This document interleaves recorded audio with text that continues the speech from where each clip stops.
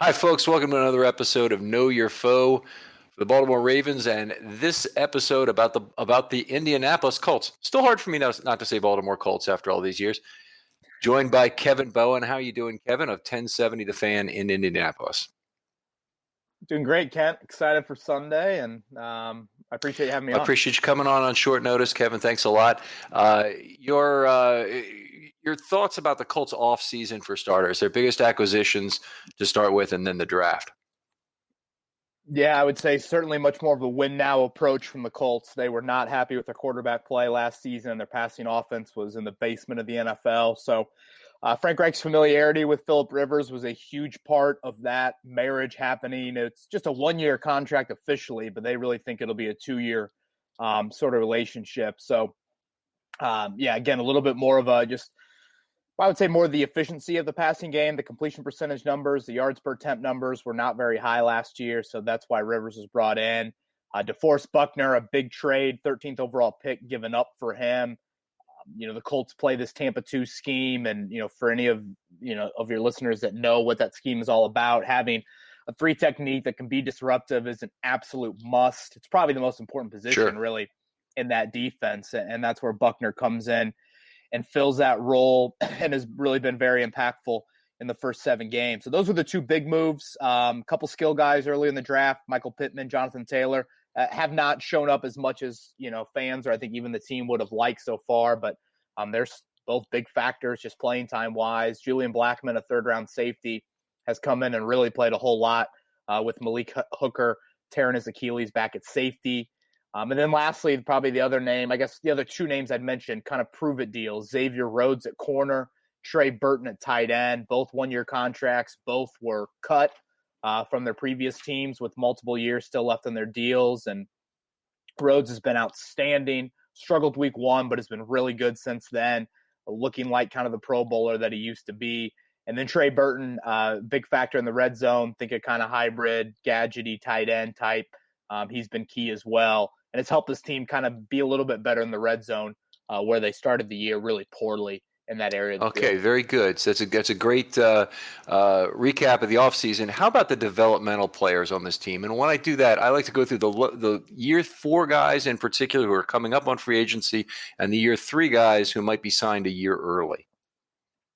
Yeah, I mean, I'd say the biggest name is the whitest body up front of their D-line. That's Grover Stewart. He was a 4th-round pick out of Albany State back in Chris Ballard's first draft as general manager. It's taken him a little bit of time, as you would expect from a smaller school guy. I know John Harbaugh mentioned earlier in the week he was the guy that they liked during the draft. And when you see the Colts rank so high in run defense right now, it's because of Stewart and Buckner. I mean, they are two great players against the run. Stewart ranks really high in the league right now in solo tackles, which, for kind of a nose tackle, that's very impressive for him. So I'd say he's the name that jumps out the most. Is kind of maybe not top of mind for a lot of people, but plays a key role. He would be the guy defensively.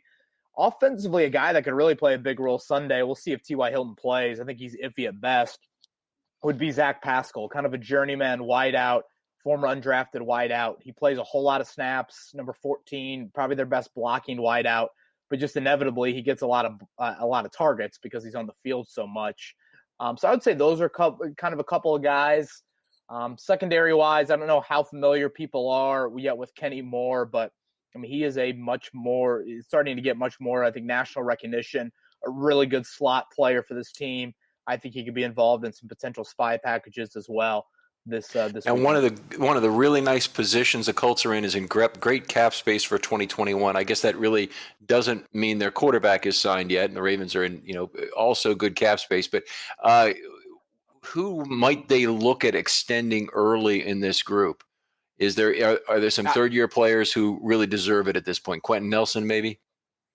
Yeah, I mean, Nelson, but you do have the 5th-year option still with Nelson. So I think you pick up that 5th-year option, then give him the big deal in the 2022 summer, I guess that would be. I would say this upcoming summer or spring, I guess, Grover Stewart is a free agent. I expect him to get a pretty big extension. And as far as the guys under contract, the two names I think that 2018 draft class for Chris Ballard, really good draft class.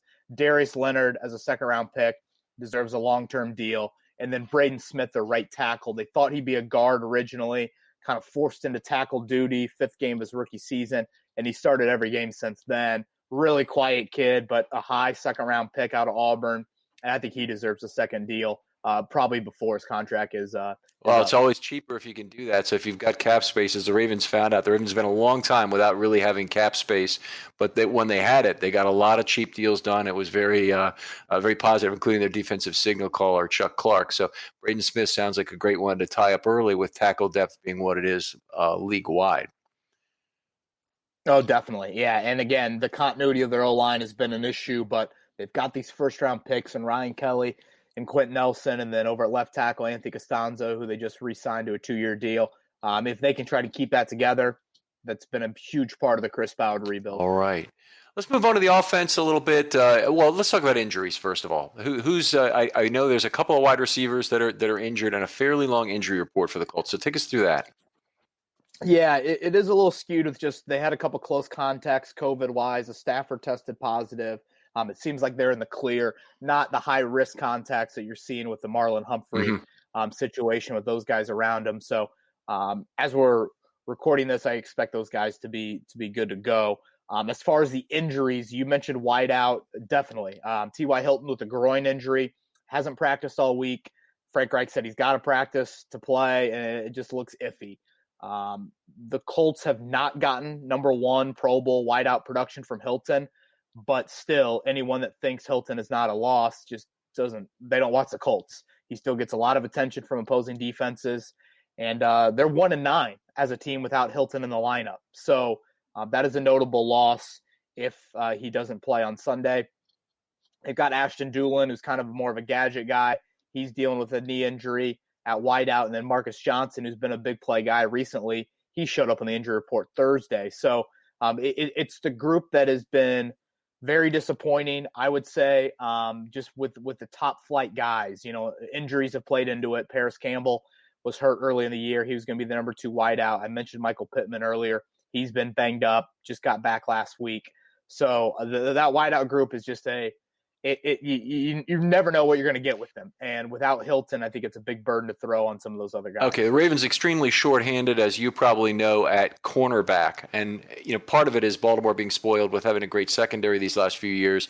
But they've had a tremendous number of injuries now in the secondary. The COVID listing of Marlon Humphrey is a very serious move for them. But last week, even with Marlon Humphrey, the Steelers really forced the Ravens with 4 wide receiver sets in a very uncomfortable 4-corner dime defense that they're not used to playing, and they had to dip down into a practice squad player. Terrell Bonds as the last player there.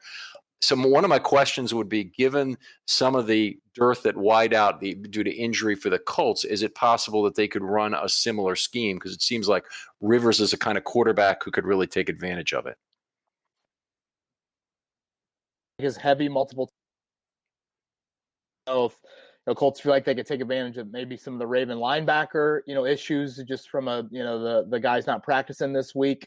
But yeah, wideout wise, there's this debate here in Indy this week of like, wow, they really spread it around and whatever. You never know where they're going, and that's great. But still, you just don't have that top flight guy that I think if you really press these wideouts and they struggle to beat press coverage, I think you can run into some issues from a Colts standpoint with their passing game. But the tight end group, when healthy, Jack Doyle, Mo Alley Cox, Trey Burton, Alley Cox on the injury report, so he's a name to watch. But that's a pretty good group, and the Colts feel like they can be multiple and unpredictable, even with a couple of those guys on the field. So I tend to think that is the area that they would use more of the kind of multi-tight end personnel groupings based off 3 and 4 wideout personnel packages. Okay, gotcha. So you hit the nail on the head when you said that the Ravens linebackers are really not practicing this week. Chris Board, who might be their best coverage linebacker, is there. Patrick Queen is not, and Patrick Queen's had all sorts of coverage issues so far in his rookie season. Otherwise, very fine rookie year, but he's made a lot of mistakes in terms of coverage that have really cost the Ravens. So that'd be an area to watch against the tight ends. I'm really of the opinion he needs to come off the field on 3rd down, but that's a matter for another show, I guess. Let's talk about Phillip Rivers. One of the things I noticed him from the Next Gen stats, when he was down to 4.2 average yards per completion this year. Didn't mean he'd been ineffective throwing the ball deep, but it seems to be a very barbelled approach to some very short passes and some longer ones. Yeah, the thing about Rivers is you are certainly going to get the ball out quick. He's a very, very quick rhythm. He knows full well that he's not a guy that is, going to sit back in the pocket and avoid, rushers and whatnot. The yards per completion, I don't know. I guess it maybe I would have to look deeper at it. I mean, it's not, the air attempt hasn't been anywhere near the top of the NFL, but I don't think it's been that bad, or at least as bad as I thought. The Colts still take some chances downfield. And maybe I'm just looking at it because last season they just did not test teams vertically nor hit on those vertical passing plays at all. So I still think they're creating some chunks in the pass game, but certainly he wants to get the ball out quick, and it is more underneath stuff than most. Finding running backs it has always kind of been a thing for him in some of their better games this year offensively. He's done a nice job of that. They've got a variety of backs that they rely on. But he's been unbelievable against the blitz this year, which I know it's something Baltimore does a lot. And I think he ranks second in the NFL in passer rating against the blitz. So he's a very intelligent guy. I know, he's had some matchups against Baltimore in the past. So I think that's a great kind of chess match within the game. Yeah, that sounds great. And I've misreported that, and I apologize here, but I'm looking at completed air yards right now on Next Gen. He's at 5.6, not 4.2, right in the middle of the pack. So, his long success is very notable this year. Appreciate you working through that with me and not calling me out, but I'm going to call myself out on that. All good. Okay, how about taking us through the current state of the offensive line from left to right? I think we know some of the big players, but take us through from Costanzo to the right. Yeah, they've been really healthy. Anthony Costanzo at left tackle, veteran, very durable. Quentin Nelson at left guard. Everyone knows about him. Now he's created a Hall of Fame standard in his first two seasons, and I would say he hasn't played to that standard this year. Still a really good left guard, but again, you kind of put him in rarefied air. Center's Ryan Kelly, a little bit banged up last week, but he's fine this week. Right guard is Mark Glowinski, a fourth-round pick, probably their weakest of the five offensive linemen. And then Braden Smith at right tackle, we talked about earlier. It's a group that has tons of invested resources into it, 4 top 40 picks. It deserved a lot of attention after Chris Ballard got here and after that first season when Jacoby Brissett was sacked a ton. And they did that, drafted Nelson at 6 overall and then drafted Smith at 37 overall. So if you look at their play this year, I would say one of the better pass protecting groups in the NFL. But unfortunately, really, their rushing performance has not been good at all. Frank Reich won't put that much on things to the point of attack. I would disagree with that. I don't think their run blocking has been up to par.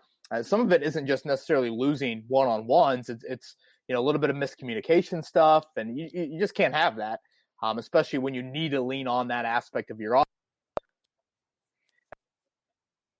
Let's dive a little deeper there. They run a lot from 12 and 21, or they should do even some 22 personnel. I would say mostly 12. Yeah, I would say mostly 12 and 21. Okay, so mostly you're mostly sacrificing the spreading the defense out with a third cornerback on the field to get an extra tight end or extra blocker at the point of attack. And your blockers, in my opinion anyway, and this is watching for the Ravens the last few years, your blockers at the point of attack need to be very good to make that be the right strategy. Most NFL offensive coordinators like to run out of 11 personnel and spread the field, and they'll take one less heavy to have you have one less heavy. Right. And I think something that really hurt the Colts is they lost Marlon Mack, tore his Achilles in really the second or third series of the season. So they had to thrust Jonathan Taylor into duty. And, while Taylor was a very high draft pick, obviously, at Wisconsin, I mean, he's running behind an offensive line that, he doesn't see any dirty air until 5 or 6 yards into a play. And now in the NFL, just naturally, you're going to have to deal with a little bit of, garbage earlier in a play. And Taylor has struggled a bit, really struggled last week. And frankly, he got benched. He had one carry in the second half, and they turned to Jordan Wilkins, who's just kind of a necessary insurance policy, and Wilkins ran it pretty well. So that's been a debate here in Indy this week of, okay, do they ride the hot-handed Wilkins? Obviously, they still want to involve Taylor as a runner, but, maybe he does better if he's on the bench to start the game and can see how things are being blocked up. And maybe he faces, kind of some backup defensive linemen when he goes in their second or third series, something like that. But easily the biggest disappointment for the Colts this season has been their rushing performance. like I said earlier, they've invested way too much into that group to be a poor run team. They rank dead last in the NFL in yards per carry. It's just been just an absolute disappointment for them. And they're putting a lot on the plate of Philip Rivers. And they've played with a little bit of fire, and they've done well lately, winning 2 in a row. But now you're going to face a whole different animal starting Sunday and really in the rest of November. And they've got to get that run game going. All right. Is there any other common play or formation we see out of the Colts on offense that Ravens fans ought to look for? Nelson Poling is always kind of a big thing. Nyheim Hines split out. He's kind of their gadget running back, wide out. If they can get him isolated on a linebacker safety, they love to go there. He had 2 touchdowns last week. People probably saw his crazy flip in the end zone that he had after he scored. And then Trey Burton as a Wildcat guy. I think people will recall the Philly special in the Super Bowl, Trey Burton to Nick Foles. Burton is a guy that has scored twice out of Wildcat running both times, just very short yardage. But those are kind of some gadgety stuff the Colts like to do. Interesting. All right, let's flip over to the defensive side of the ball. One thing I like to get out of the way right away is what's the most common base pass and run look? So if the Ravens put, say, 12 or 21 personnel on the field as they do a lot of plays, what's the most common thing that you would expect the Colts to line up in? Yeah, I mean, any multiple tight end set, you're going to see the Colts in their base, but they aren't opposed to playing nickel because Kenny Moore, again, is such a great nickel corner. When they go to nickel, they usually bring Bobby Okereke on the field as a linebacker, number 58. Him and Darius Leonard are both very similar length, athleticism, skill set. When the Colts they drafted Leonard round 2, 2018, Okereke round 3, 2019. Chris Ballard made it pretty clear of, look at the division. Deshaun Watson, Marcus Mariota. Look at the AFC. Patrick Mahomes. Obviously, Lamar Jackson came on at the end of that 2018 season. He felt like he had to get more run and strike at the linebacker position. So they're extremely long with their wingspan and have great ability to run in space. And they'll be put to the ultimate test on Sunday. But I have a feeling the Colts will use kind of that 4-man defensive line that is just pretty much their bread and butter. They'd love to only rush 4 and drop 7. They did blitz a good amount last week for them, but they are not a big blitzing team at all. So I think they look at it as our 4-man front has won against the run all year long. We need to continue to do that. And then guys in space, Kenny Moore, Bobby Okereke, Darius Leonard, they need to make those plays in space. They have a third linebacker, Anthony Walker. That's more of a run guy, but I think he's more of your kind of traditional run team. I don't know how much he's more of your, Baltimore, a little bit of a spread look run team. All right. Now, looking through the amount of safety usage on the team, I can't necessarily say I can count it up on cornerbacks. I can't tell if Indianapolis plays particularly much dime defense. So when it gets to be third down, do they leave 2 linebackers on the field, or they take one off, one of the inside linebackers, and bring in either a safety or another corner? Boy, I could probably count the dime looks on my hand for this season. Last year they did use, kind of a fourth safety often as their dime package on the field. They have not done that this year. Now the Malik Hooker tearing of the Achilles, has kind of hindered their depth a little bit at safety. They start 2 pretty young guys. Khari Willis is a second-year safety, a 4th-round pick, and then Julian Blackmon is a 3rd-round pick out of Utah, who actually tore his ACL in the Pac-12 title game in December, and yet has played very good football for this team. So when they go nickel, it'll be Kenny Moore on the field, and then they usually take off, Anthony Walker is one of their linebackers. And that's about it. I don't expect them to go dime very often. Like I said, they really want to use that 4-man front.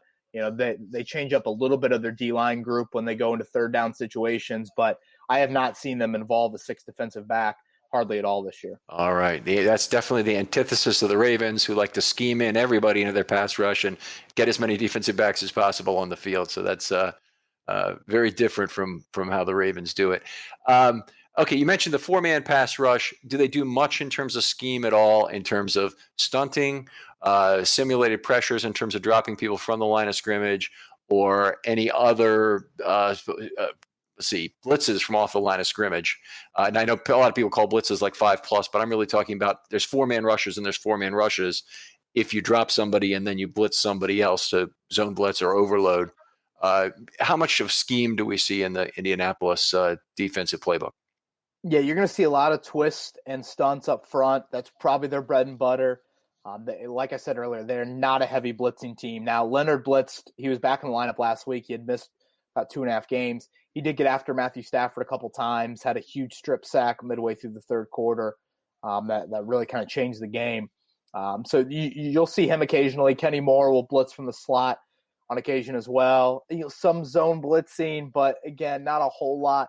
And then, when you're facing Baltimore, obviously you got the whole spy factor that you have to play into things as well. So I would say mostly twists and stunts are a big thing that they do up front.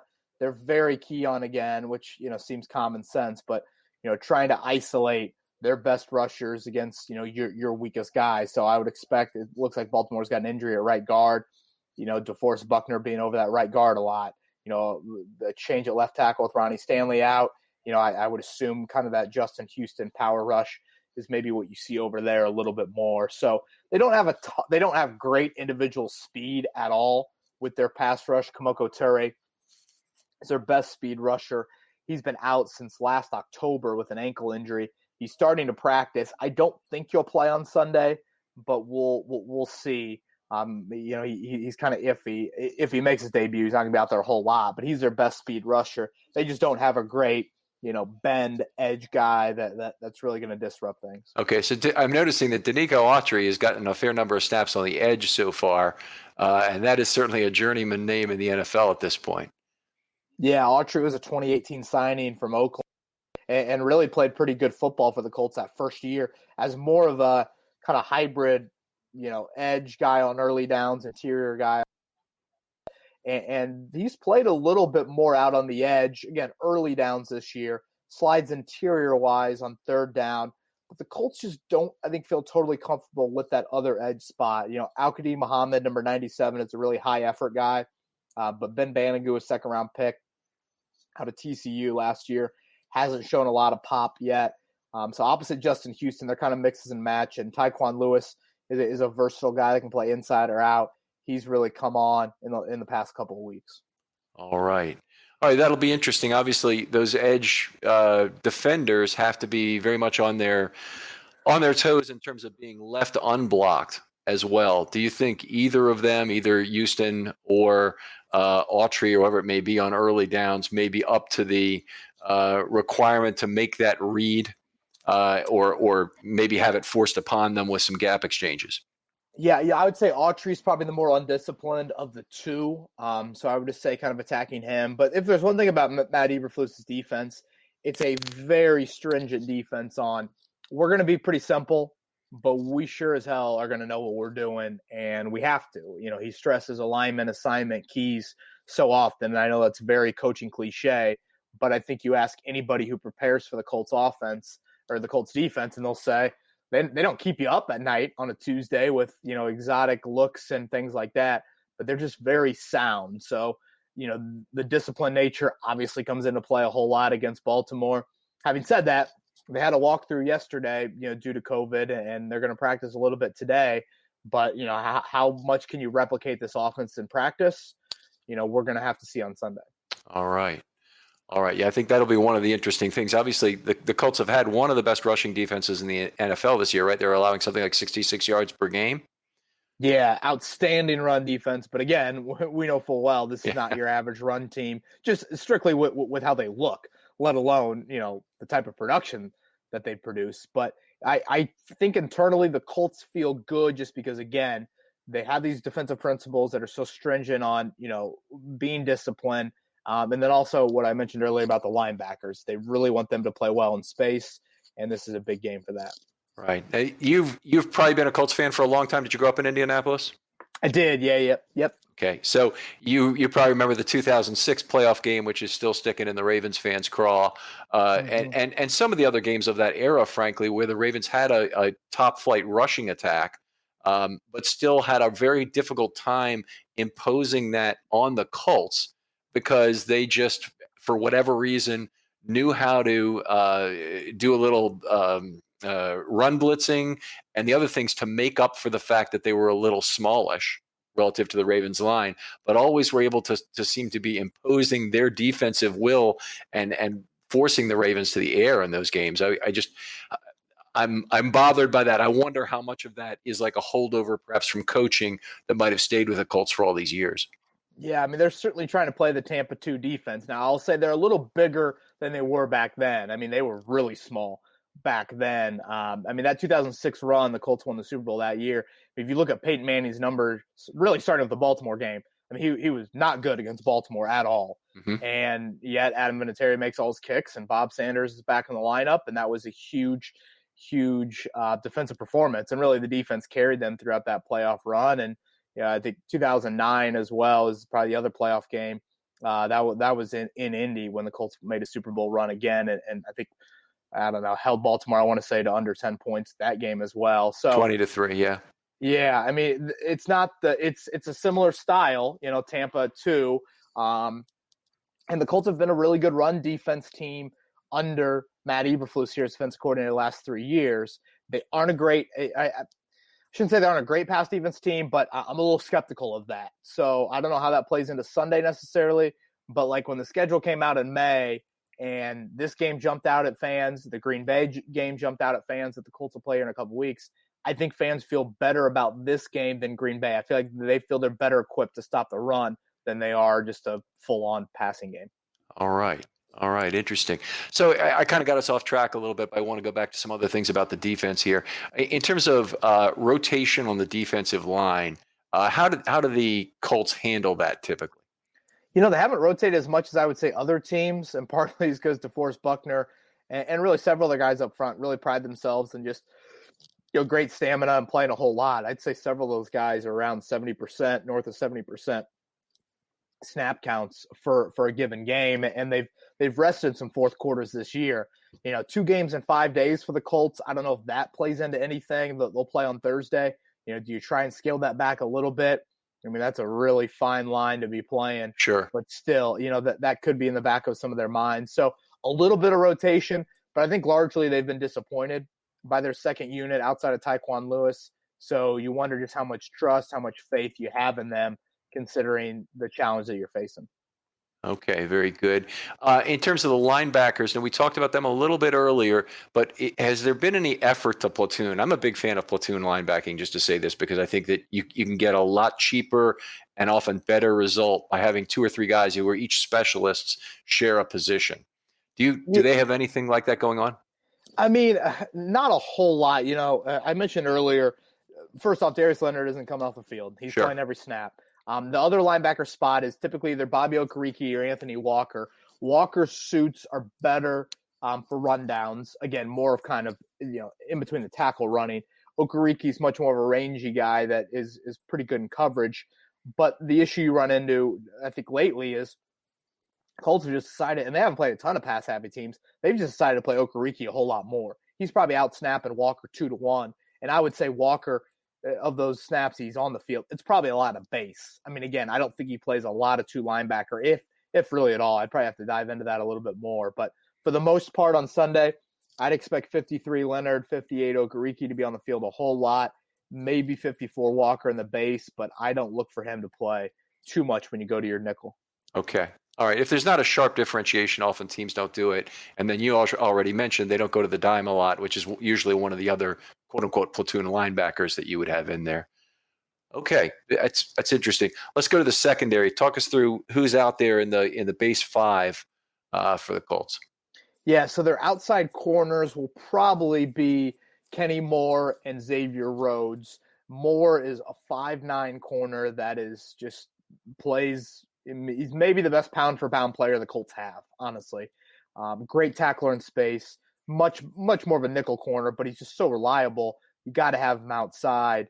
Kind of a crazy story how he was an undrafted free agent, waiver claim by the Colts when they were terrible, and has really become one of the higher-paid slot corners in the league.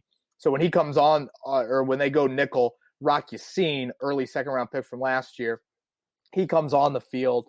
Yassin and Xavier Rhodes are 2 longer corners. A little bit more ups and downs from Yassin. Probably was a little grabby at times last year. Has been a little better, but again, they have not faced really I wouldn't consider they faced top 10, maybe even top 15 quarterback yet this season. And then their safeties will play every snap. Julian Blackmon and Kari Willis. Willis more your box safety. Blackmon more your center field guy, but pretty good instincts. Don't just label him as he's afraid of contact, things like that. Finds the ball well, and certainly can mix it up inside the box. Okay, Xavier Rhodes looks like he's having a tremendous comeback season. I really hadn't known this before just kind of looking at some ratings here today, but tell us a little bit about him and how he's done this year. Yeah, so the Colts went out and looked at once Rhodes became available, I should say, he was cut by Minnesota. They were able to hop on that, and it was something to where Pierre Desir was kind of a consistent corner for the Colts, but they just felt like, I think, a higher ceiling with Rhodes. So they cut Desir, brought in Rhodes, much cheaper deal, prove-it contract. They have some familiarity on the coaching staff with a few assistants that were in Minnesota early on when Rhodes was there. Felt like they'd get him back to that level. I think Minnesota looked at it as a financial decision as well. But again, outside of week one, when they just got shredded by Gardner Minshew, I would say the defense has looked really good. Xavier Rhodes in coverage has been outstanding, making plays on the ball, some interceptions, several passes defensed as well. So, I mean, he has been, I would say, much better than I thought he would be. And, the Colts don't, do a whole lot of press man or shadowing opposing wideouts or things like that. But Rhodes has looked like a number one corner for this team. All right. Now, how about, in terms of specifically dealing with the Ravens, Jackson, Brown, Andrews, a lot of the weapons that they have, it's really J.K. Dobbins now is taking over the lead back role. How do you expect them to defend the Ravens? What do you expect them to do special in terms of this game, in terms of defending the Ravens? Yeah, I mean, I'm most curious to see what that spy is like. I think a lot of heavy nickel looks. Again, you're still going to have your four-man front on the field, which is the most important aspect of it. And then you get those linebackers in space a little bit more. I think what Okereke and Leonard can do in space is what the Colts, really how they wanted to rebuild their defense for games like this. I talked about Kenny Moore as well. I think he is really important for sure. But what they do spy-wise, Leonard is probably the person you would expect the most. But again, I also think that he's somebody that, if you disguise him or maybe he's not your spy.